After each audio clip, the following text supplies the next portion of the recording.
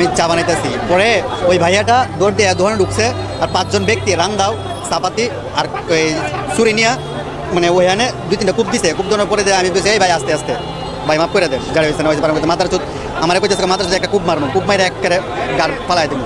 পরে আমি আমার মতন মানে ভয় পাইয়া আমি মনে করি নিচে মানে গায়ে গেছি আর কি।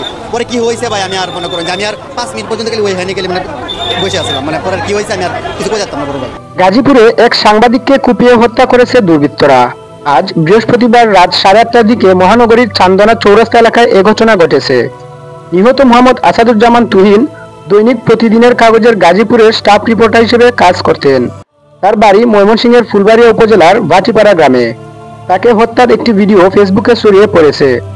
পুলিশ সূত্র জানায়, আসাদুজ্জামান তুহিন থাকতেন গাজীপুর মহানগরীর চৌরাস্তা এলাকায়। পূর্বশত্রুতার জেরে 5-6 জন দুর্বৃত্ত বৃহস্পতিবার রাত 8:30টার দিকে তাকে চান্দনা চৌরাস্তা এলাকায় ধারালো অস্ত্র নিয়ে ধাওয়া করে। এ সময় তিনি দৌড়ে ঈদগাহ মার্কেটের একটি চায়ের দোকানে আশ্রয় নেন। পরে দুর্বৃত্তরা তাকে দোকানের ভেতরে ঢুকে এলোপাতাড়ি কুপাতে থাকে।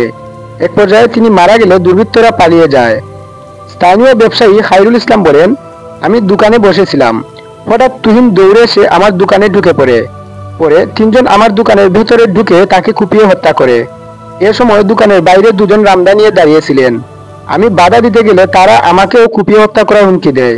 তিনি আরো বলেন, ওই সময় অনেক লোক তাকিয়ে দেখেছে, কিন্তু কেউ বাঁচাতে আসেনি। ভাই নিশ্চয়ই এটা খুব খারাপভাবে দেখার বিষয়, কারণ আমরা তো এরকম বাংলাদেশ চাই না। আমরা এরকম বাংলাদেশ চাই না যেটাতে মনে হয় যে কোনো গার্ডিয়ানহীন একটা বাংলাদেশের মধ্যে বসবাস করতেছি, যেখানে আপনার একজন মানুষ আপনার যে প্রকাশ্যে খুন করে চলে যায়। ঠিক আছে, আমরা তো মানে শুনেই এটা হচ্ছে মানে মেনে নিতে পারতেছি না। একজন মানবিক হিসেবে, একজন সাধারণ মানুষ হিসেবে এটা কখনো মেনে নেওয়া যায় না। সাংবাদিক আসাদুজ্জামানের ফেসবুক প্রোফাইল ঘেঁটে দেখা গেছে, আজ রাত 8টার দিকে চৌরাস্তা এলাকার একটি ভিডিও শেয়ার করে লেখেন, যেমন খুশি তেমন রাস্তা পার হওয়ার দৃশ্য গাজীপুর চৌরাস্তা। এর 2 ঘন্টা আগে জয়দেবপুর রেলগেটের দেয়ালের পাশের একটি ছবি দিয়ে তিনি লিখেছেন, জয়দেবপুরে যারা যাতায়াত করেন এই রাস্তাটুকু আপনাদের চেনা। ড্রেন সংস্কার না করায় এত সুন্দর রাস্তা নষ্ট হয়ে যাচ্ছে। কর্তৃপক্ষের অবহেলায় জনগণের সম্পদ নষ্ট হচ্ছে। গাজীপুর মহানগর পুলিশের উপকমিশনার মোহাম্মদ রবিউল হাসান বলেন, আমরা এই ঘটনায় কিছু ভিডিও ফুটেজ হাতে পেয়েছি, কিছু ক্লুও পেয়েছি। আমরা এই ঘটনার জড়িতদের ধরতে অভিযান শুরু করেছি। একজন সাংবাদিককে এভাবে কুপিয়ে হত্যা করা খুবই দুঃখজনক।